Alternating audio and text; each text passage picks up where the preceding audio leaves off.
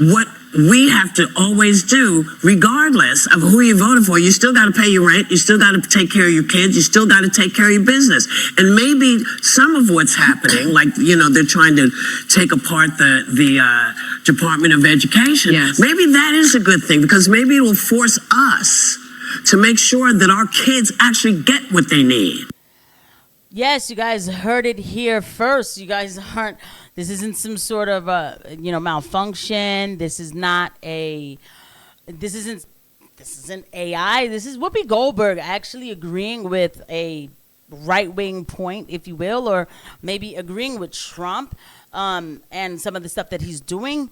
Her rhetoric is probably one of a tired person, while Sunny Hostin is still going strong with the hate of Donald Trump, of course. Now, we know that, like, right there, Whoopi was making a very, very elementary statement, but the way how the narrative and the thickness of the narrative has been built for so long against Trump, and don't get me wrong, I am not because I'm calling out this administration, doesn't mean I have Trump derangement syndrome. These women had it. So anyway, this is Whoopi Goldberg going full MAGA on Sunny Hostin's, full MAGA on the women of The View. Whoopi Goldberg and Sunny Hostin's not agreeing about where the country is going, but Whoopi Goldberg actually having a relaxed take on it. Very elementary, but relaxed take on things. Let's go ahead and get into it. We'll start first with, of course, Sunny. Well, we'll start with Alyssa. Sunny and Alyssa, they never get along. Respect them and coexist with them supporting somebody that you didn't. This is just clearly like they're not even talking to her about who she is, like how she likes to live her life. I find it be friends bizarre. with a Trump supporter. I won't give them a kidney, but I could be friends with them. See, I'm sorry, because that statement was just ridiculous. So because somebody's a Trump supporter, you wouldn't this is a person who believes in giving organs, okay? Like being an organ donor. But, let me just make sure that the person's not a Trump supporter. If they're a Trump supporter, I wouldn't give them an organ. That's something you reserve to people who are too touchy with children. Not somebody who voted for Donald Trump. Calm down. I ain't covered these women in a long time, and I see why. Ugh. About it is it's not just about politics. It's about morality, ethics. It's about cruelty. It's about discrimination. It's about a lot of things. So those are personal human values. We're not really just talking about fiscal conservative who pays more taxes. We're talking about you as a human being. So it's hard to be friends with someone who signs on to something like that. On the other hand, they're open to discussion. I like to talk to them, find out what exactly do you know about this guy. Yeah, I agree with that, because I think, we're in abnormal times. This is not the Republican Party of yesterday. This is sort of the Trump. I think it's the Trumplican Party in many respects. It's so extreme. And if someone is supporting or voting for someone who is hurting members of my family, members of my community, our elderly, our children, gutting our government, firing people, I do have a hard time being friends with that person. But what I will say about the show, because I love White Lotus, is it's... they're talking about some sort of show, okay? So, but let me just say this. It's funny. When I watch these girls, I go back to being full MAGA. These women make me, they make me fully everything Trump does is good, right? Because listen to what she's saying. She says it about him as if it's different than any of these politicians who have been answering to their handlers or the people who pay them, which is still their handlers, or anybody else, right? They make this a Trump Biden kind of thing. People understood that really the term two wings of the same bird is true. It's not... Because somebody will say no, but Republicans don't like trans and da-da-da. No, that's not it, guys. Come on, let's stick with me. And I know you can. It's about an agenda that'll still be moving along. While they'll fight over little things, there's still a bigger agenda that still moves along on both parties. And, war is one of them, right? But there's no anti-war party, okay? Things like that. So she makes it seem like he's doing something that other politicians wouldn't do. third season. These are friends that used to be very, very close, and they now have grown apart. One is living in Austin, Texas. That's the Trumper.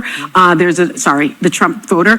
There's another one who's a New York lawyer, and there's another one that lives in Los Angeles who's an actor. So they are now getting back together and realizing that their friendship has changed, and that does happen. But I think that also growing up where I grew up, it's very common to know people that vote differently. I went from Midwest conservative life to super liberal East Coast life. And I also know that, Joy, when you mention, like, how could anyone vote for that? When you go into their bubbles and you see the coverage they're watching and their families and their churches, they're not voting on this awful human being that you're seeing over here. They're voting on the way it's captured with their own beliefs. I tend to show what you said is more curiosity, because if I share the values, which I love people that did vote for him, and I love them, that part is more important to me. So I'm more curious as to why you made that decision and getting to that understanding. Yeah, I think that you can talk to people because... But that's just what it is, that people vote for policies, right? Now, what we will say, and to keep it real, MAGA is finding out that, look, it is what it is. I'm noticing less spaces from certain people. There's certain people who are on Twitter going hard about, Trump is doing this, everything he's doing is right. And I'm not here look, I live here in America. I want America to win, okay? But I'm noticing a lot of that rhetoric starting to kind of fizzle off a little bit, because it's not just about Trump. Like, again, it's not about hating Trump. It's the people around him. Guys, when is the last time you looked up Howard Lutnick? Please look up Howard Lutnick, okay? By the way, please don't forget to hit the like and subscribe button and the notification bell. Thank you to every eye that lands on these videos. They're getting their information from Very different sources. silos. Yeah, I know. And I think that basic people are good. I do. I believe Americans are basically good people and have empathy for, like right now, didn't we just read something about how he doesn't want Ukrainians who have citizenship to retain that? I think that that's something that people can relate to and say, I feel bad for these people. No matter how you vote, empathy is, again, a human emotion. And if you don't have it, you really need to see a shrink. And there are crappy people of every political ilk. Yeah. You need to see a therapist. As I've been saying, this is not a new field. When I grew up, the grand wizard of the KKK was in office. He was a congressman. We had senators. So this is not unusual. This is not unusual. These folks have always been here. All those. Cannot keep bringing her. Oh my God, that analogy! Like, she still finds a way to irritate me, because it's like, when I grew up, the grand wizard of them was in office. My gosh, like, are we still like trying to compare Trump to racism? Like, are we serious? I haven't watched these girls in a minute. Is this still a topic? Are you kidding me? There's things you could talk about. There are actual policies that you can talk about. And it always goes back to that. Wow.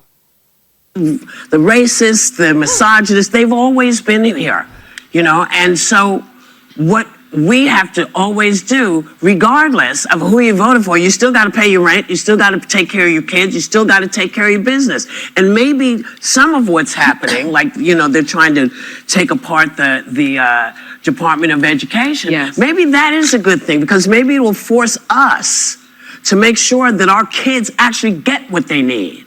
Maybe it'll force us to go to our state and say, listen, I want to make sure, since you're taking all this money from my taxes, I want to make sure that my kids get exactly what they need. I don't have to wait for the government to do it. We can do it. This is now in our hands. This is in our hands, and it's going to be tough, and nobody wants to do it because it's a bitch. But you know what? If it comes down to your survival, this is what you got to do. You got to take care of what you got to take care of. And they're telling me that we're going to be right back. Okay, so, but the thing is, like, all right. I mean, yes, she's right. They give you back the power. You know what cracks me up about these women is like, but why can't you see that you couldn't see that with abortion? Because that was the whole point. I mean, Roe v. Wade. Oh, they got rid of Roe v. Wade, blah, blah, blah. And it's like, no, they gave it back to the states, and the states now have the power of doing what they want with it when the people, vote in the representative that they want to deal with that issue. It's just that simple. The same way how she just said about breaking up the Department of Education. She's right. And she's absolutely right about it. Now, me personally, I think there's a bigger agenda to it, but I'm not against it. I'm not. I can't be so cynical about everything that I literally look at every single thing as what's the problem. Because in theory, it is a good thing. And because then you don't need a federal doctrine coming down to the schools and saying like you need to teach the schools this, the kids must learn this, and and this is always like the indoctrination of where the country is at. Like I've always told people, when I was growing up, I was coming up during, and a lot of y'all watching were coming up during a time of the war on terror that was getting ready to begin. I remember when the a babies and incubators situation happened, and in school we were taught, now I don't know, you guys let me know how, if it was the same for you, but my elementary school was pretty decent. It was a very good school, and then they were very patriotic, and they told us that the people over there hated us because of our freedoms and all of that. And I don't hate any of my teachers for having certain lessons on that, because it came down probably more than likely from the federal level. Like, yo, you gotta make sure these kids think this way, so that every time they see these people, they automatically think that they just hate me for my freedoms. And so then they'll promote different kind of wars. They'll be okay with it, that kind of thing. Because then we see the agenda changed afterwards. Went into the whole theory type of CRT, critical race theory, or critical, gender theory and all of that. So that is also part of an agenda, right? So why don't we break up the monopoly and all of that, and the just the way to go straight to the kids from the federal government? I get that. Me personally, I'd rather schoolhouses at this point, but that's not what we're getting. But anyway, that's the point. So I get the point that Whoopi was making.